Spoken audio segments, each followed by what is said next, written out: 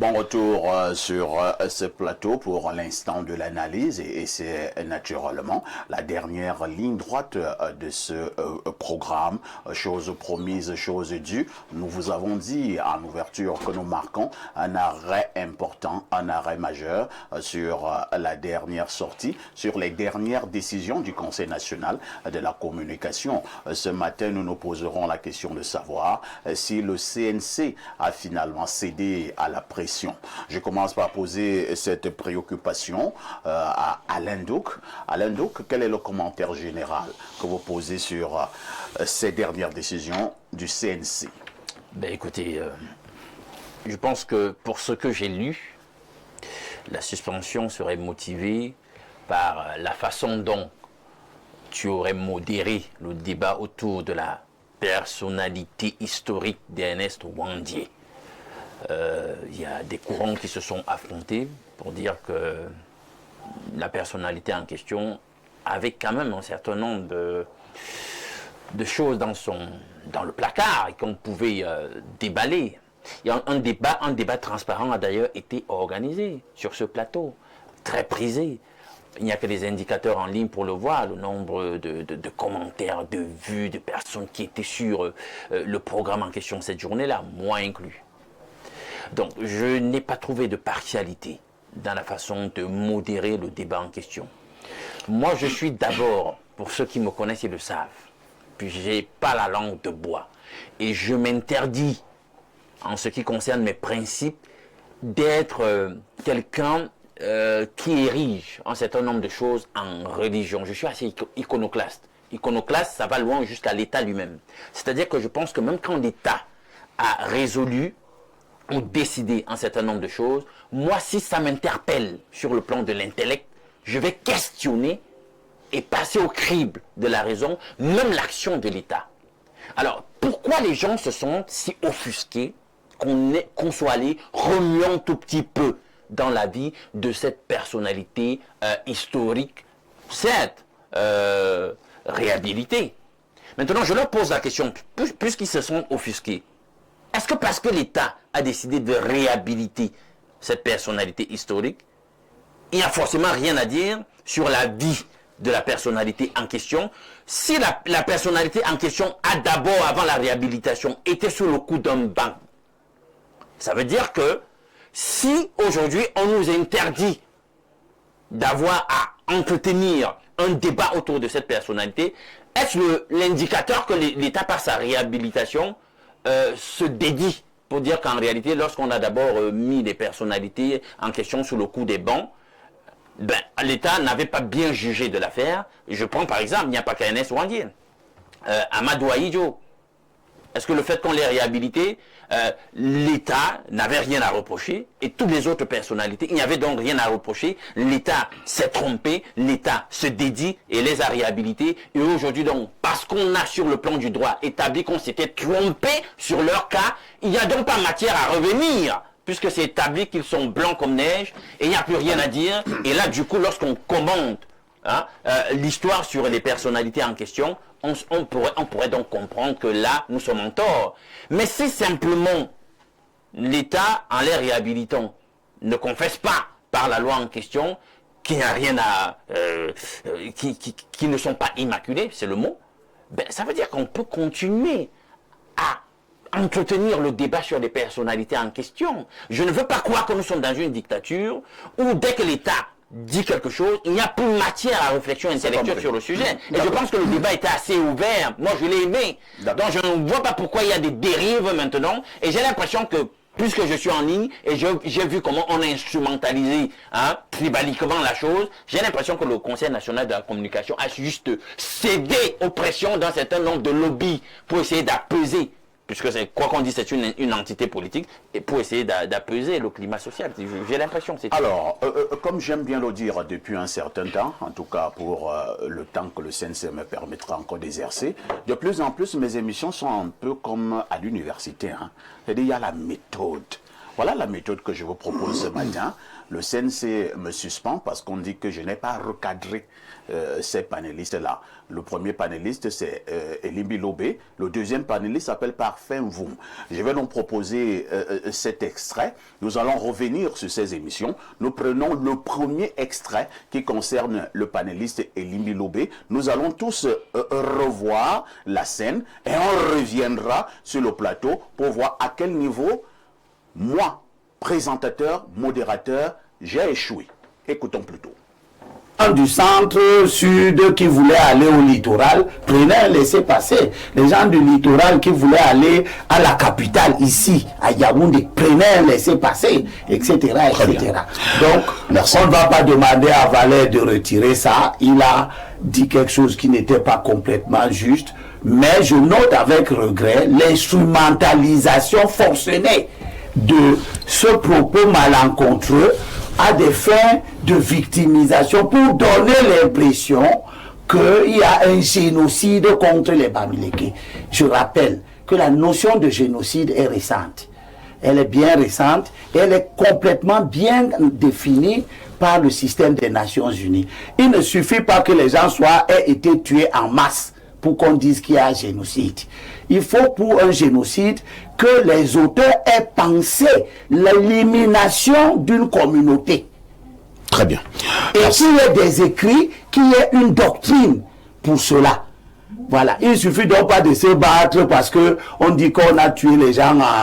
Si vous parlez de génocide Bamileke parce qu'on a tué des gens, les Mbo, les Bakaka, les Balou, les Banko du Mungo vont parler du génocide en accusant les Bamileke d'Ernest Wandje qui ont débrûlé des villages entiers dans le Mungo pour prendre les terres.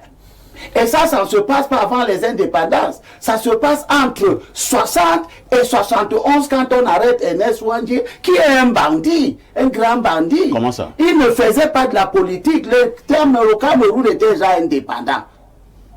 Quand Semengue et les Tonde Koto dans l'armée camerounaise combattent Ernest Wandje, le Cameroun est déjà indépendant. Il n'y a aucune raison de dire qu'on fait une lutte pour la libération. Et il était bandit comment? Il était un bandit, il brûlait des villages pour rien.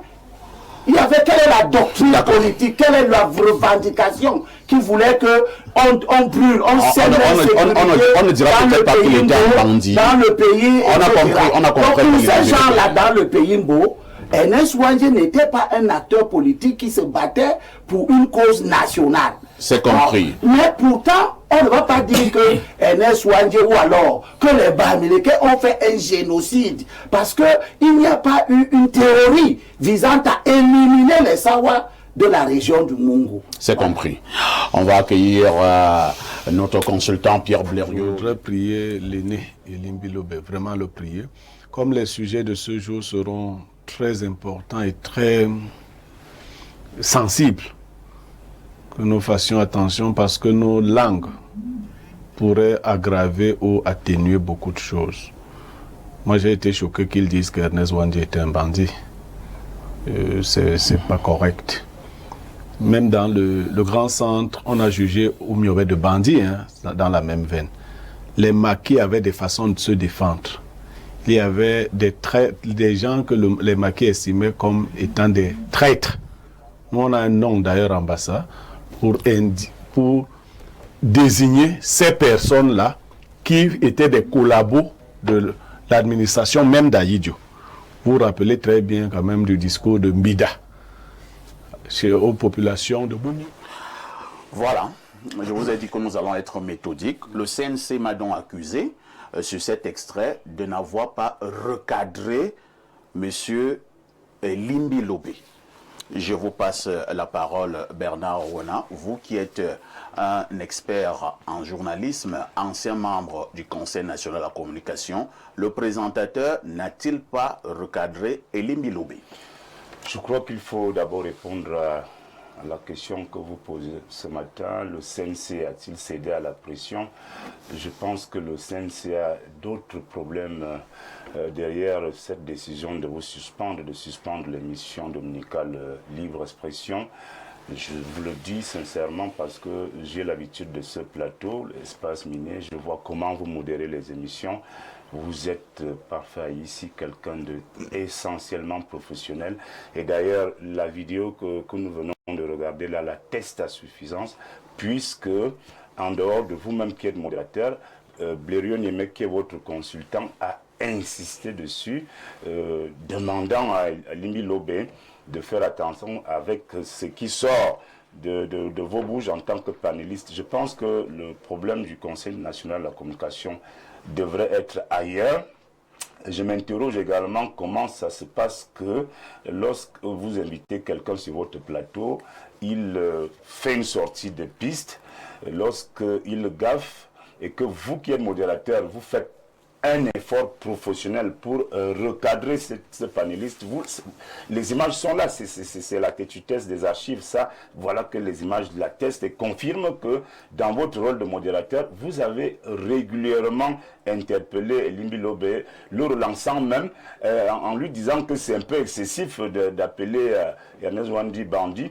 Bon, malheureusement, il était dans sa logique, il était dans son déroulement. Je pense qu'aujourd'hui, le Conseil doit même nous dire aussi, est-ce qu'il faudra toujours punir, sanctionner un journaliste parce qu'il a invité quelqu'un qui a fait une sortie de piste sur le plateau, quelqu'un qui n'a pas respecté certains codes déontologiques et éthiques. Et ça pose vraiment un réel problème parfait ici. Je suis très gêné parce que j'ai appartenu à ce Conseil national de la communication. Je l'ai dit au début, ce conseil n'était pas comme ça au début. Les missions même qui ont été assignées à ce conseil, je pense que ceux qui dirigent le conseil aujourd'hui sont à côté de la plaque parce que encadrer, réguler, encadrer également, c'est recycler les journalistes, les accompagner, prendre leurs desiderata en considération parce qu'au-delà de ce que fait la presse, au-delà de ce que font les journalistes, il y a cet accompagnement, même économique, je l'ai dit ici, il faut encourager des gens comme Dieu Nemvang qui sont des promoteurs de cet instrument, de cette chaîne de télévision, plutôt que de les embarrasser au quotidien avec des décisions fantaisistes qui frisent un peu l'amusement. Je passe la parole à un autre journaliste sur le plateau, en la personne de Rodrigue Adalbert Evina. Alors, Rodrigue, on parle de recadrage au Conseil national de la communication. Voilà pourquoi j'ai été suspendu. Lorsque Limbi Lobé dit que Ernest Ouandi était un bandit, voilà ma réaction. Comment ça? Et Limbi Lobé poursuit. Je lui dis, il était bandit comment? Et Limbi Lobé poursuit et j'ai dit, on ne dirait pas sur ce plateau que Ernest Ouandi était un bandit. Si ce n'est pas ce qu'on appelle recadrage, on appelle ça comment?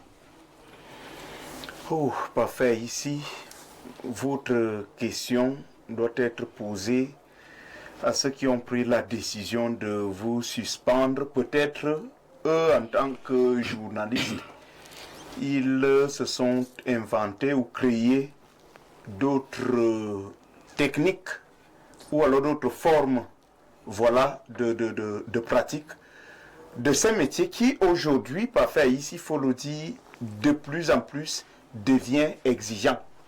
Le journalisme aujourd'hui ne peut plus rester statique, essentiellement centré sur des méthodes ou alors des pratiques, des techniques anciennes.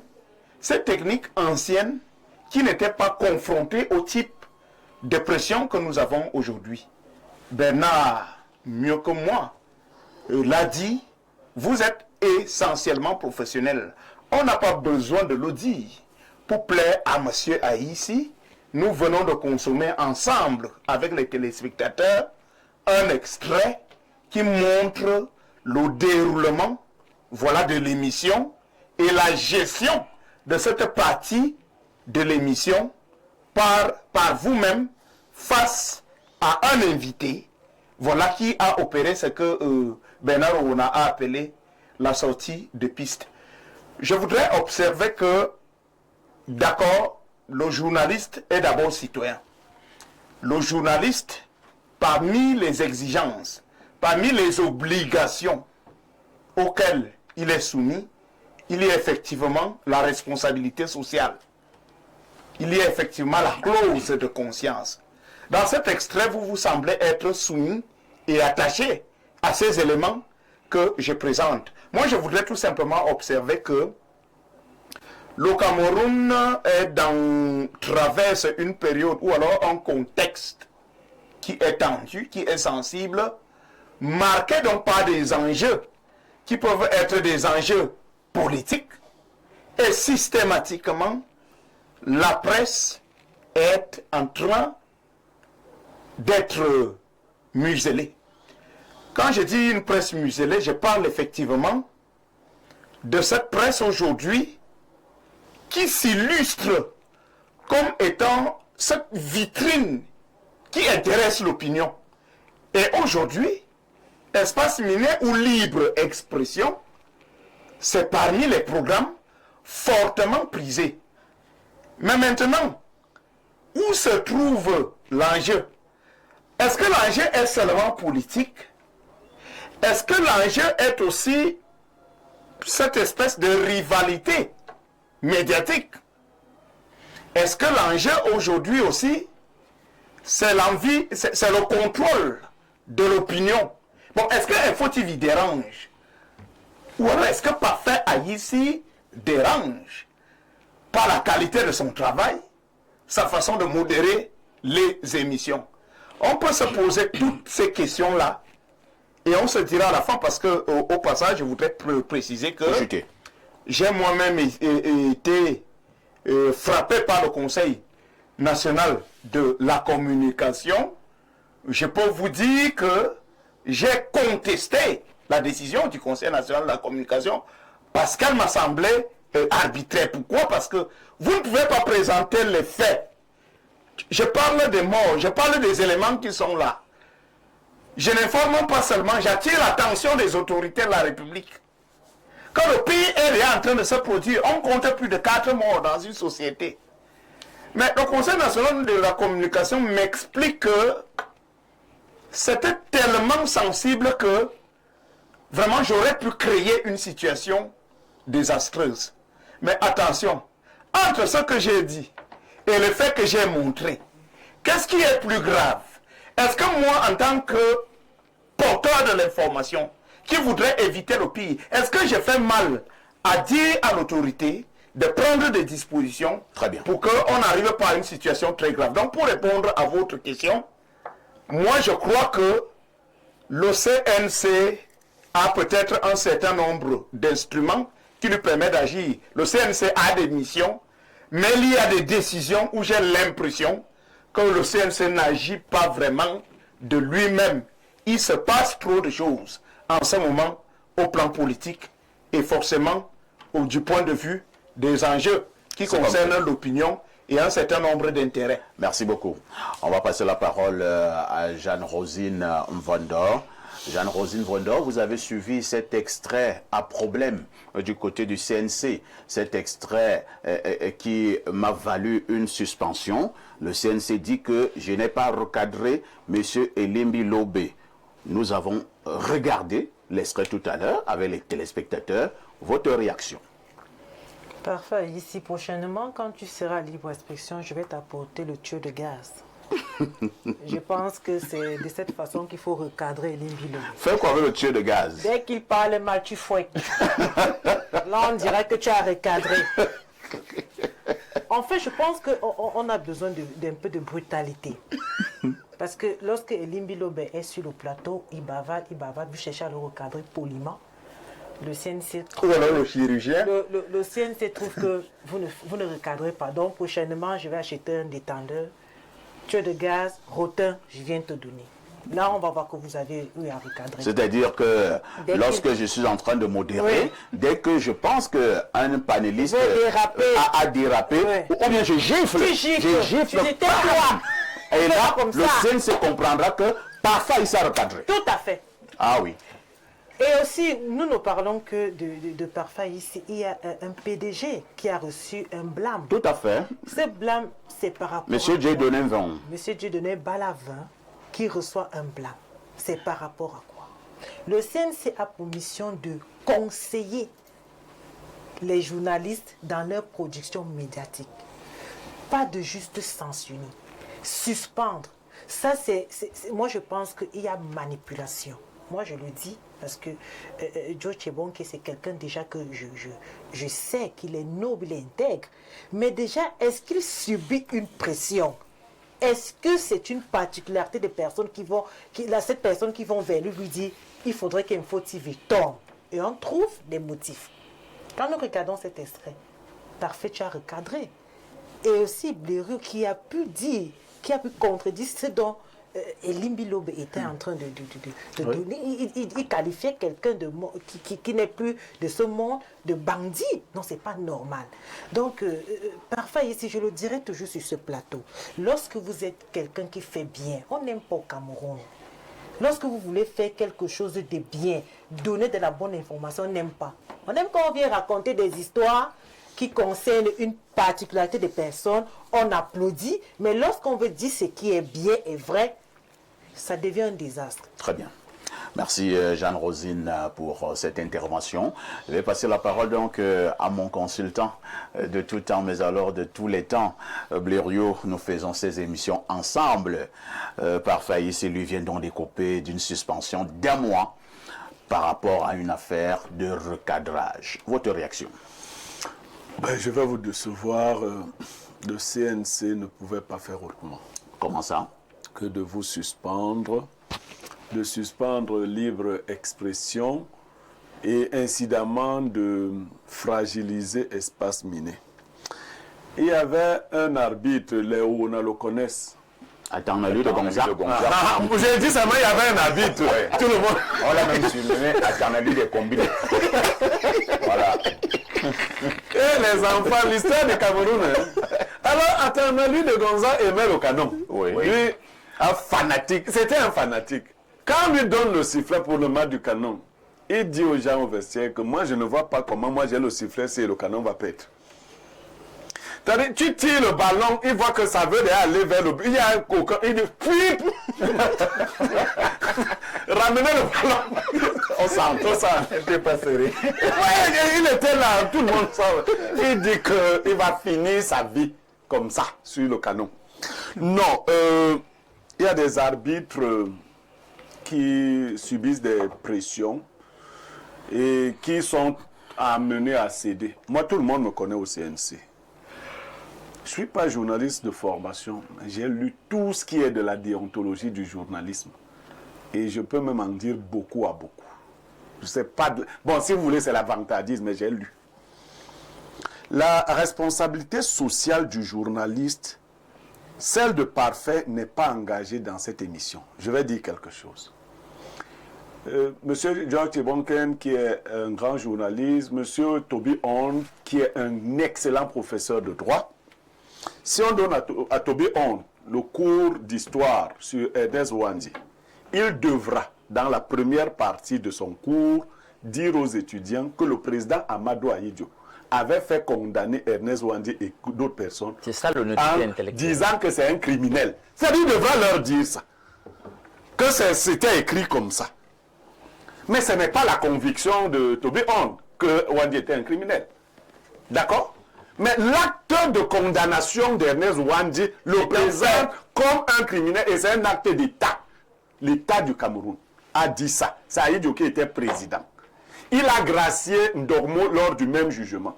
Le 15 janvier 1971, Ernest Ouandi sur la place publique à Bafoussam a été fusillé. Ce rappel historique ne veut pas dire que c'est la vérité.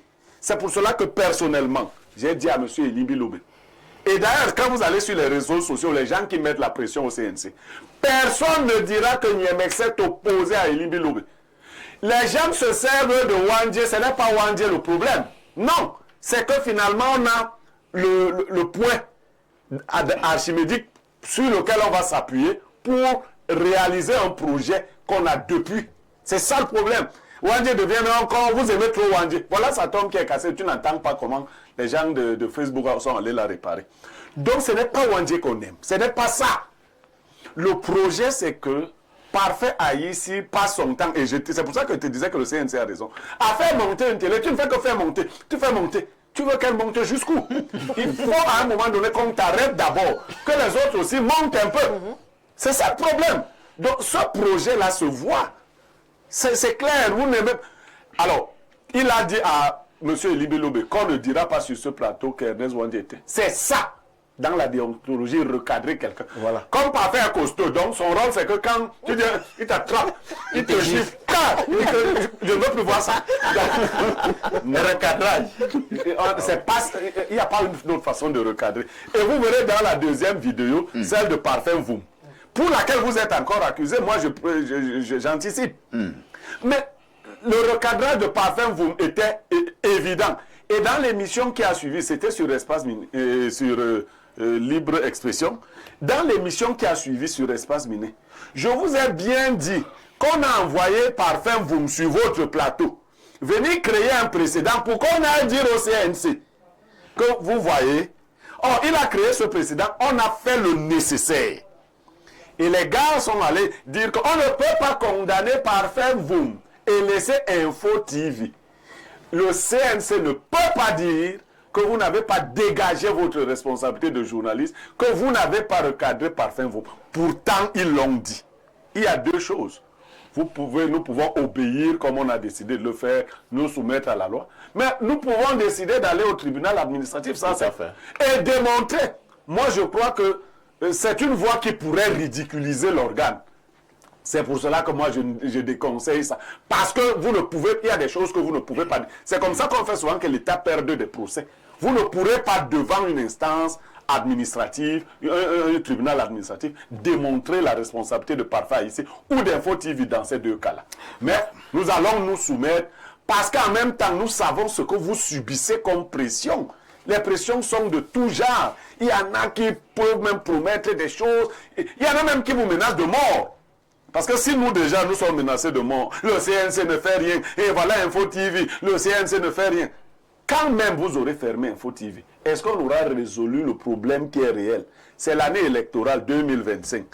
Quand on veut être président, Biya veut être président, c'est à ici qu'on doit suspendre. Bon, je ne comprends pas. Qu'est-ce que les gars là nous apportent? Merci Blériot.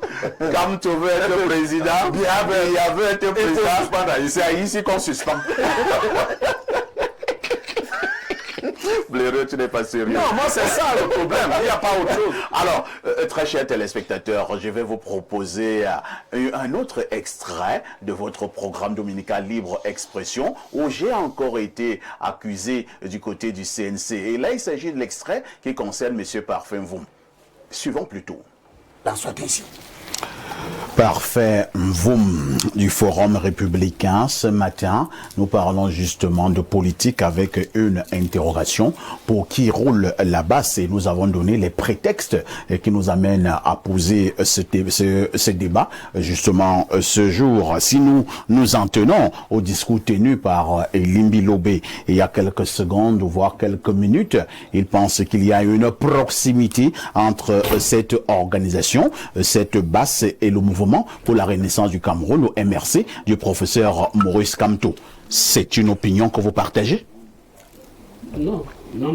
Et pourquoi? D'abord, j'ai suivi tout le monde sans parler. J'étais là et j'espère que les uns et les autres vont me suivre sans regimber de manière active. Vous allez parler, monsieur Parfait. Déjà, je pense que la basse est une chance pour le Cameroun. Ah bon? Oui, une chance pour le Cameroun. Parce que quelqu'un disait, et c'est Laurent Gbagbo qui disait, quand les institutions sont bloquées, les coups d'État sont nécessaires. C'est Laurent Gbagbo qui le disait. Pour dire que vous êtes venu faire la promotion des coups d'État sur ce plateau. C'est clair. Je crois que tout le monde S'il vous plaît, permettez-moi de modérer ce débat. C'est moi qui pose les questions. Parfait, vous êtes venu faire la promotion des coups d'État sur ce plateau? Je n'ai fait la promotion d'aucun coup d'État. Ah, si. Je rappelle l'histoire et je rappelle les propos tenus. La première, ça c'est la première. La deuxième chose, c'est que la basse est légale. C'est-à-dire qu'en Europe, elle a ses papiers. Troisième chose, la basse n'est pas constituée d'une ethnie, elle est constituée de plusieurs ethnies. Quatrième chose, la basse a agressé tout le monde, toutes les tribus, si vous voulez. Il a dit que, est-ce que Cortés a été agressé par la BAS? Oui, Cortés a été agressé par la BAS. Oui, les chefs traditionnels de l'Ouest ont été agressés par la BAS. Est-ce que la BAS a agressé le président Nyadji Fedji? Comme elle n'a pas agressé Laurent Esso par exemple. Donc il n'y a pas de débat là-dessus. Oh là là, si je vais te laisser parler. Oui, mais laisse-moi je vais parler. te laisser parler. Je vais te laisser parler. Parce que tu parlais, tu devinais un certain nombre de choses inexactes. Je t'ai laissé parler. Je t'ai laissé parler. Voilà. Donc s'il te plaît. Donc la BAS a agressé tout le monde, ou bien toutes les tribus. Et la BAS est constituée des Camerounais qui, à un moment donné, on pense que le système actuel ne doit plus continuer à fonctionner tel qu'il fonctionne. Et ils ont donc leur liberté de faire ce qu'ils veulent là où ils sont. Et plus loin, il y a des BAS au Cameroun. Il y a des BAS au Cameroun où on n'a pas vu tout ce qui aboie là intervenir. La BAS n'a qu'enfariné un ministre. Il y a les BAS du Cameroun. Les BAS du Cameroun. Les BAS du Cameroun ont tué des gens dans plusieurs zones reculées de la République. On n'a pas vu les gens se lever. Ces BAS du Cameroun, il s'agit de qui? Les BAS du Cameroun. On a vu à Meyo des morts. On a vu en Gomdiap des morts. On a vu dans Londé des morts. On a vu à Sangmelima des morts. Les gens ne se sont pas levés. Attendez un peu. Pour dire que je relance parce que nous sommes sur un plateau très sérieux. Oui. Vous dites qu'il y a eu une BAS à Moyo avec des morts. Vous avez parlé d'autres localités. Oui. Alors, la BAS a tué qui à Moyo? Mais vous n'êtes pas au courant que des membres de certaines communautés ont été tués à Moyo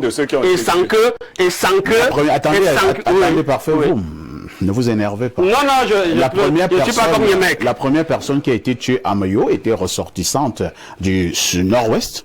La deuxième personne qui a été tuée à Moyo était ressortissante de Moyo. Alors, vous parlez oui, vous parlez donc de quelle BAS qui a tué qui?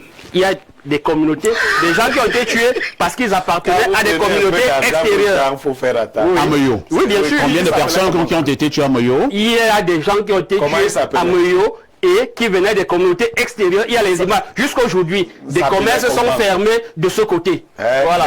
Donc, et on n'a pas vu ni le gouvernement, ni un certain nombre. La plupart des membres de la BAS qui vivent dans des pays comme la Belgique et autres sont des gens qui ont obtenu des titres de séjour qui ne sont pas encore des titres définitifs. Ils ont donc besoin de se mettre en scène et de galvauder les images qu'ils prennent. Très chers téléspectateurs, nous venons encore de vous proposer le deuxième extrait selon le Conseil national de la communication à problème et où on a encore accusé le modérateur que je suis de n'avoir pas recadré M. Parfait Voum. Je vais repasser la parole à un ancien membre du CNC et journaliste en même temps pour qu'il me dise, vraiment, Bernard, ne me flattez pas, hein. Si vous estimez vraiment que je n'ai pas recadré M. Parfait Voum, vous me le dites. Je vous passe la parole. Je suis très heureux d'être sur ce plateau ce vendredi. Je vous avoue que je suis très gêné, très embarrassé. Je devrais même dire que j'ai un peu honte à la place du Conseil national de la communication, qui a d'éminents journalistes, d'éminents juristes de ce côté, qui en principe auraient pu mettre des garde-fous pour arriver à cette sanction d'un mois qui vous frappe. Alors, je pense que les téléspectateurs, nous les prenons tous à témoin à travers le monde entier. Vous êtes suspendu pour non-recadrage de panélistes, dont notamment Elimbi Lobe et Parfait Voum. J'avoue qu'en regardant les deux extraits qui viennent de passer là, vous avez fait votre job, vous avez régulièrement et rigoureusement recadré ces panélistes. Chacun l'a vu. Je pense que cela m'amène à dire trois choses essentielles. La première, c'est que moi, je suis partisan d'un procès contre le Conseil national de la communication. Je suis partisan également de l'organisation de la corporation. Nous sommes une profession libérale, comme il y a les architectes, comme il y a l'ordre des médecins, comme il y a l'ordre des avocats. Je pense qu'il est temps que les journalistes se mettent ensemble sérieusement pour créer un organe qui permet à eux-mêmes de donner à leurs pairs la responsabilité de réguler leur corporation, de réguler leur métier, parce que le Conseil national de la communication est un instrument de l'État, qui est au service de l'État, qui peut décider de contrecarrer les actions des personnes qui s'investissent avec leurs capitaux pour faire émerger le Cameroun.